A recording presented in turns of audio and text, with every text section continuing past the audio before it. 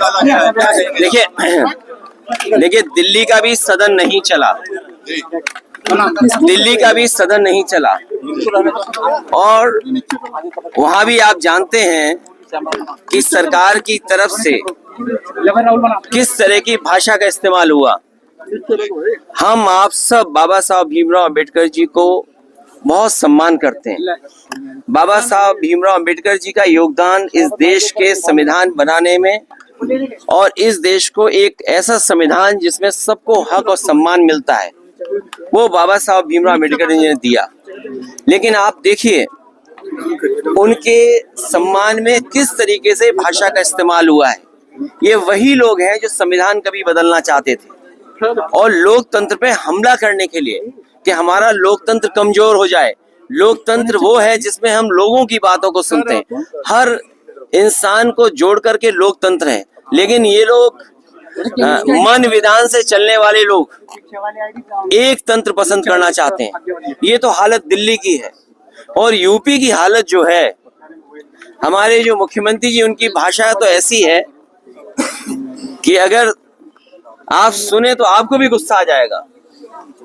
उनकी जो भाषा सदन में है वो शायद डेमोक्रेटिक नहीं है, एक सम्मान की भाषा नहीं लगती है। अगर राइट टू स्पीच है तो कहीं ना कहीं हमें राइट फॉर सम्मान की भी बात करनी पड़ेगी। हमारा सम्मान तो कोई भाषा ऐसी इस्तेमाल करे जिससे सम्मान हो, और वही स्थिति आज बनी है कि सरकार के मंत्री, डिप्टी सीएम की जो भाषा थी वो ठीक नहीं थी। आप किसी को उपनाम से कैसे बुला सकते हैं? एक कॉन्स्टिट्यूशनल पोस्ट है, कॉन्स्टिट्यूशनल पोस्ट में बैठे हुए किसी भी व्यक्ति को सम्मान से ही बुलाया जा सकता है।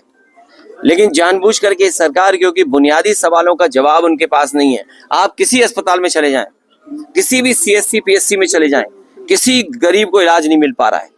ये वही सरकार है जो अस्पताल के साथ साथ प्राइमरी स्कूल बंद करने जा रही है। मैं आपसे कहना चाहता हूं कि इतनी लूट किसी सरकार में नहीं हुई होगी जिसकी लूट हर स्तर पर आपको देखने को मिल जाएगी। तहसील स्तर, थाना स्तर या किसी भी कामकाज के लिए इतनी लूट उत्तर प्रदेश में नहीं हुई जितना भारतीय जनता पार्टी की सरकार में हो रही है। इन सभी चीजों को छिपाने के लिए भारतीय जनता पार्टी फेस नहीं कर सकती है। तो क्या कहेंगे संबल पर जो हिंसा हुई है, क्या कहेंगे? देखिए, जाने से रोका गया है सबको। जहाँ तक मिलने मिलाने की बात है, मैं आपसे बड़े सम्मान के साथ कहना चाहता हूँ कि हम लोग खोदने वालों में से लोग नहीं हैं। देश और समाज को तरक्की खुशहाली पे रास्ते पे ले आने के लिए नए रास्ते खोजते हैं, खोदने वाले नहीं। हम लोग नए रास्ते खोजने वाले हैं और ऐसे रास्ते खोजना चाहते हैं जिससे हमारा देश मजबूत हो। जहां तक संबल की घटना है, जब कभी भी जांच होगी सरकार कटघरे में होगी और अधिकारियों के खिलाफ कार्रवाई भी होनी चाहिए और दोषी भी वही पाए जाएंगे। संबल हिंसा पर आप लोगों ने विरोध किया है, बसपा जबकि समर्थन कर। मुझे दूसरे दल का नहीं पता कि दूसरा दल किसके साथ खड़ा है।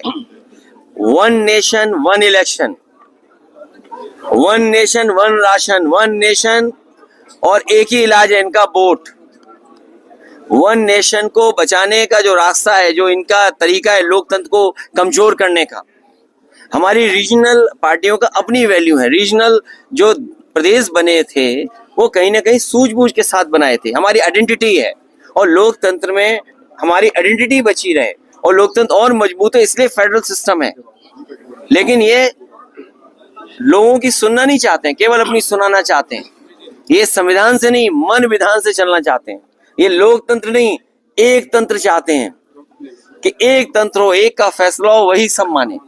अखिलेश जी, क्या कहेंगे जिस प्रकार से इजराइल और फलस्तीन को लेकर भी विधानसभा में एक बात चल रही है? कल सीएम भी उस पर बोले हैं, उन्होंने बताया 6000 जो युवा है वो इजराइल में नौकरी करने के लिए गए। क्या यूपी में नौकरी नहीं रही है? देखिए, हमारे मुख्यमंत्री इस बात को गर्व मान रहे हैं कि गरीब बच्चे वो अपना घर परिवार छोड़ करके, अपने सगे संबंधियों को छोड़ करके, अपने घर गांव खेत छोड़ करके, और सोचिए इजराइल में न जाने किन परिस्थितियों में क्या नौकरी कर रहे होंगे। किसी कोने में आप चले जाएं, लेकिन जो घर में रोजगार नौकरी कर करके सम्मान आप पा सकते हैं वो दूसरे कोने में नहीं पा सकते। और सरकार अगर यही गर्व करती है तो जितने बच्चों को नौकरी दिलाई है उन बच्चों की सूची जारी करें और सूची जारी करते समय ये भी सरकार बताए कि वो बच्चे किस तरह का काम वहाँ कर रहे हैं और किस तरह का काम उनसे लिया जा रहा है। बांग्लादेश के हिंदुओं पर सभी पार्टियां मौन है, आप क्या कहना चाहेंगे इस बारे में? कोई पार्टी मौन नहीं है, पूरा देश ने जान लिया ये सरकार बहुत कमजोर है,